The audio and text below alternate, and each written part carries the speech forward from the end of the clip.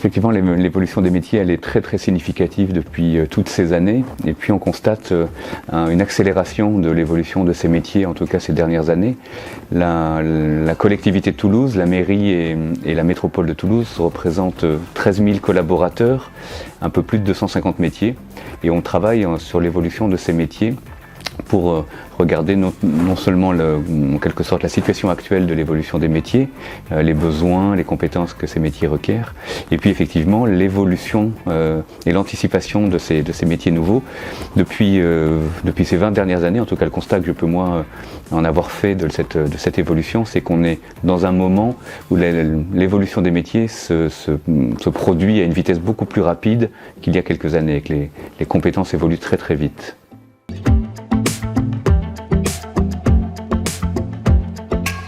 Le développement de la décentralisation, c'est un phénomène qui est vraiment important depuis de plusieurs dizaines d'années, qui s'est accéléré. On voit bien toute l'importance des collectivités territoriales dans la conduite des politiques publiques.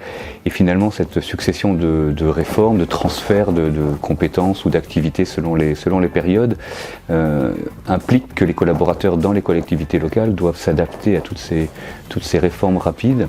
Et l'importance pour les collectivités, pour les employeurs, c'est de pouvoir absorber finalement ces nouveaux métiers dans des délais souvent très contraints, des délais très courts, qui nécessitent une réactivité forte pour que les collaborateurs puissent réagir à ces changements institutionnels, disons.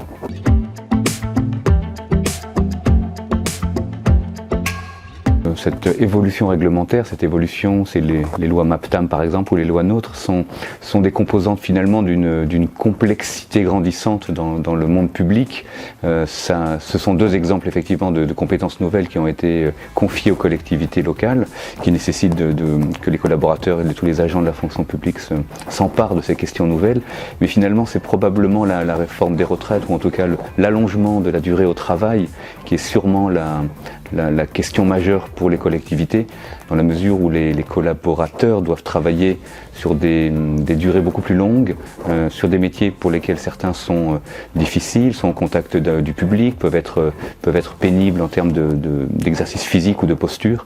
Et cet allongement de la qualité de vie au travail, de la durée de vie au travail, nécessite là pour le coup des parcours, des politiques RH qui soient clairement identifiées pour pouvoir proposer cette longévité de nos collaborateurs par rapport à toutes ces évolutions. Donc c'est de mon point de vue vraiment cette réforme-là qui est la plus significative, puisque l'ensemble des réformes qui ont pu se mettre en œuvre pendant toutes ces dernières années se sont déroulées au fur et à mesure de manière linéaire, puisque les collectivités sont réactives et les agents sont agiles pour s'adapter. Par contre, se réinventer, se former, acquérir de nouvelles compétences, là c'est vraiment un enjeu très très fort pour les agents eux-mêmes et puis pour les employeurs.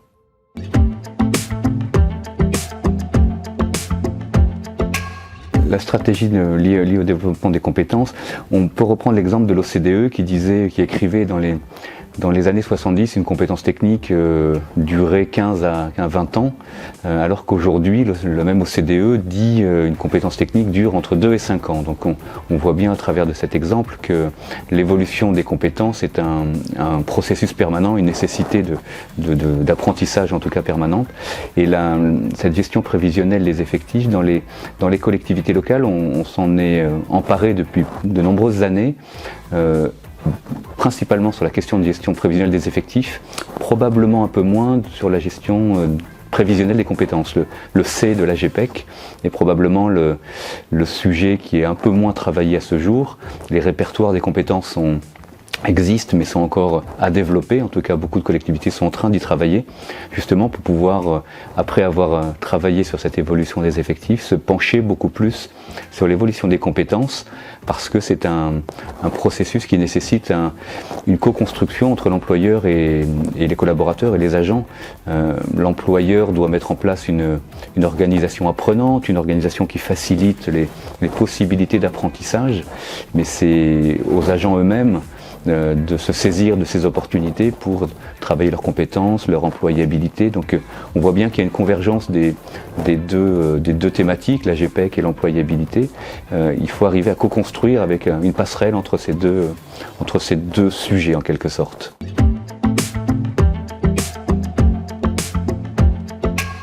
réciprocité essentielle entre les notions d'employabilité et le partenariat ou la co-construction finalement que cette thématique doit aborder.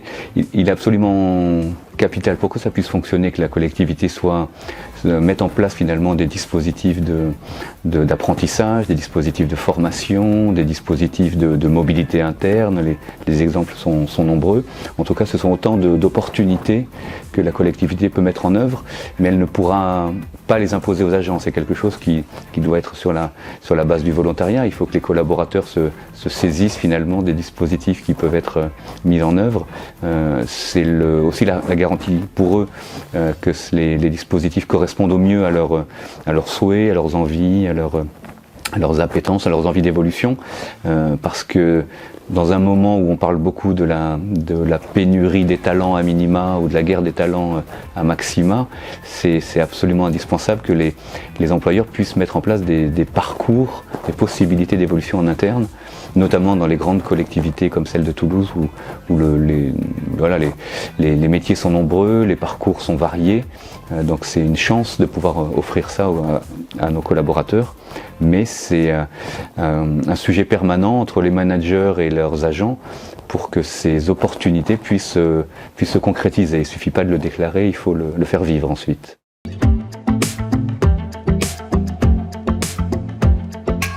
L'intérêt effectivement d'être une direction des ressources humaines mutualisée entre une collectivité mairie et une collectivité métropole, comme c'est le cas à Toulouse, nous donne une vision à 360 degrés finalement de l'ensemble des compétences d'une très grande métropole, de la 4e ville de France, sur des sujets qui peuvent être des sujets de politique publique aux habitants, au niveau des seniors, des enfants, de la petite enfance, et puis des sujets d'aménagement, de développement économique, de rayonnement culturel et international. Donc ça nous permet d'avoir une vision complète de l'ensemble des métiers d'une grande collectivité. Et puis ça permet aussi de travailler sur l'évolution de ces métiers. Alors c'est à la fois une chance et puis une difficulté parce que on a nous recensé environ 250 métiers. Il faut être en capacité pour chacun d'entre eux finalement de se préoccuper de l'avenir de chacun de ces métiers pour qu'en termes de développement des compétences de nos collaborateurs, on puisse favoriser les métiers en croissance, en émergence pour recruter ou orienter des agents vers ces métiers qui recrutent. Et à contrario, des métiers pour lesquels on verrait un avenir incertain ou un avenir qui répondrait moins aux préoccupations actuelles, qu'on puisse anticiper les évolutions de l'emploi et former nos agents à d'autres métiers en prévision de l'extinction éventuellement de certains emplois. Donc c'est à la fois une gageure de pouvoir répondre au futur et à l'évolution de 250 métiers, et puis c'est ce qui en fait évidemment le charme des métiers ressources humaines, c'est de pouvoir travailler sur cette perspective-là. Un des aspects importants sur lesquels on travaille à Toulouse, c'est le développement des réseaux métiers. On croit beaucoup en cette notion-là.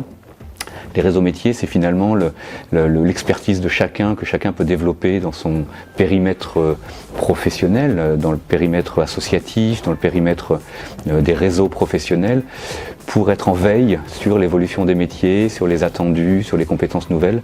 Donc on croit beaucoup à on essaie de favoriser cette notion de réseau métier dans nos politiques RH et dans la conduite de l'évolution de nos organisations, disons.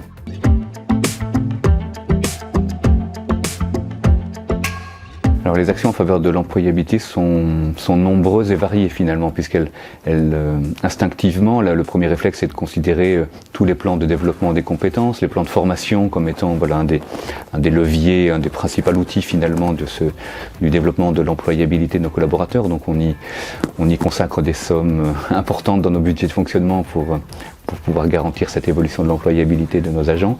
Et puis on réfléchit aussi à d'autres thématiques autour des notions de développement des compétences via la mobilité interne.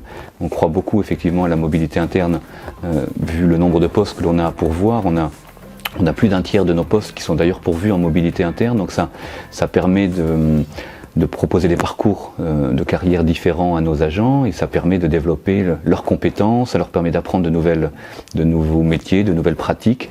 Donc ça, c'est quelque chose de très formateur que l'on essaie d'encourager en développant beaucoup ces politiques de mobilité interne.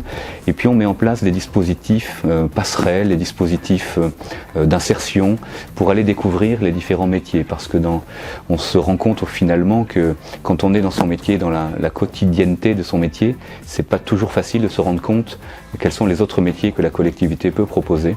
Alors on imagine des dispositifs comme des missions qui peuvent être un type de consultant interne en quelque sorte, des missions ponctuelles qui peuvent être proposées à des cadres pour aller travailler sur une mission spécifique dans un autre service pour répondre à une problématique particulière.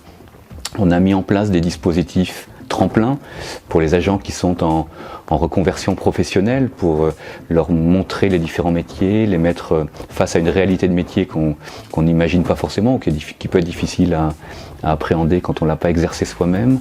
On essaie de mettre en place des dispositifs de bourse à la mobilité, de bourse à l'emploi, pour pouvoir proposer à des agents qui n'avaient pas forcément l'idée de changer de métier, susciter leur intérêt sur les secteurs qui recrutent, sur les postes qui recrutent.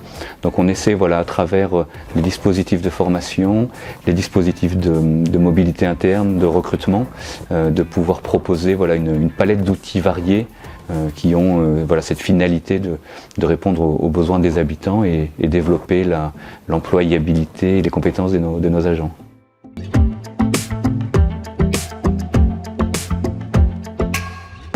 Déployer une stratégie d'employabilité nécessite du temps, de l'énergie, beaucoup de conviction, et c'est souvent cette difficulté-là que l'on peut rencontrer, c'est que dans l'urgence de l'immédiateté, dans l'urgence du quotidien, des réponses à apporter aux problématiques, on peut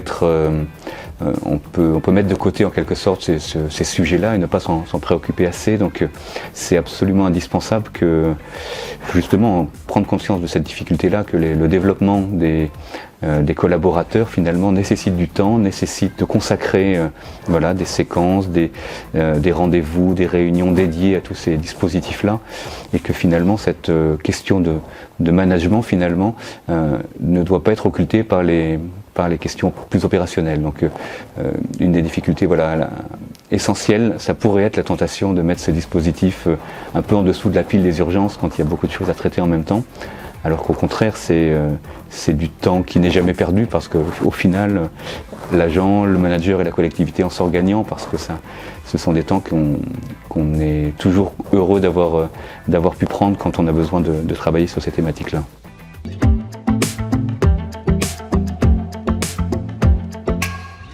Alors investir pour l'employabilité, c'est un sujet complexe. La réponse positive semble évidente a priori, ça semble absolument indispensable, et ça l'est souvent, de pouvoir investir pour l'employabilité des agents, investir dans des plans de formation, investir dans des parcours de mobilité. Ça répond à une problématique ou une attente de beaucoup de nos collaborateurs. Et puis on se rend compte actuellement qu'il y a une tendance qui n'est plus tout à fait celle-ci, et que la réponse positive évidente ne va pas de soi forcément, parce qu'on a des candidats lors des jurys de recrutement qui ne sont pas forcément en attente de parcours sur de nombreuses années, qui ne sont pas forcément en attente de ce que l'employeur pourrait faire pour eux. On a face à nous des candidats qui sont beaucoup dans la recherche de sens des métiers qu'ils vont exercer, en ayant une vision assez personnelle du développement de leurs compétences, et en se disant qu'ils sont intéressés par un poste pour 3, 4, 5 ans, et qu'une fois ces compétences ou ce poste, le sentiment d'avoir fait le tour de ce poste, par eux-mêmes, ils chercheront à évoluer, ou dans la collectivité ou ailleurs. Donc là où il y a quelque temps on pouvait avoir un besoin d'argumenter, notamment dans les entretiens de recrutement, pour convaincre les personnes de nous rejoindre et de mettre en avant notamment les parcours de formation par exemple que l'on pouvait leur proposer. Aujourd'hui on constate que c'est plus un argument qui résonne chez tous les candidats. Donc la littérature spécialisée parle beaucoup du marché du travail post-Covid et des attentes des salariés qui auraient évolué. Il y a une forme de vérité que l'on constate au quotidien autour de ça. Oui.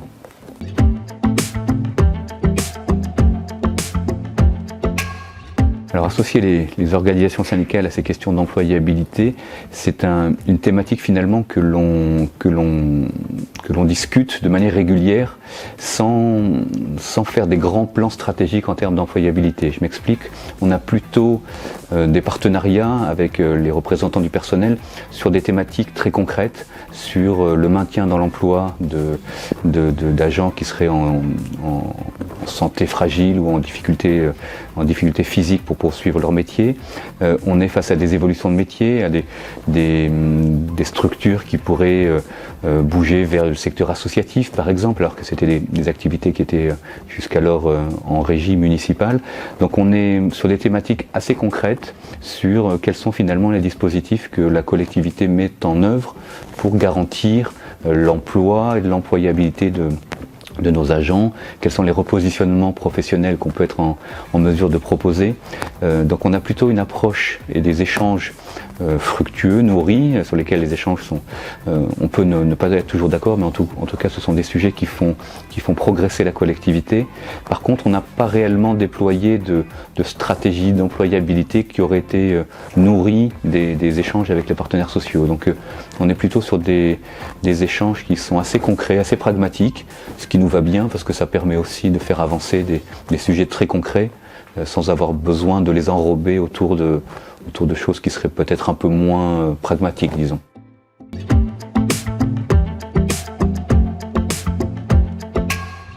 Alors en un adjectif c'est difficile, mais je dirais que c'est finalement la capacité à apprendre qui est la notion la plus importante sur cette question d'employabilité.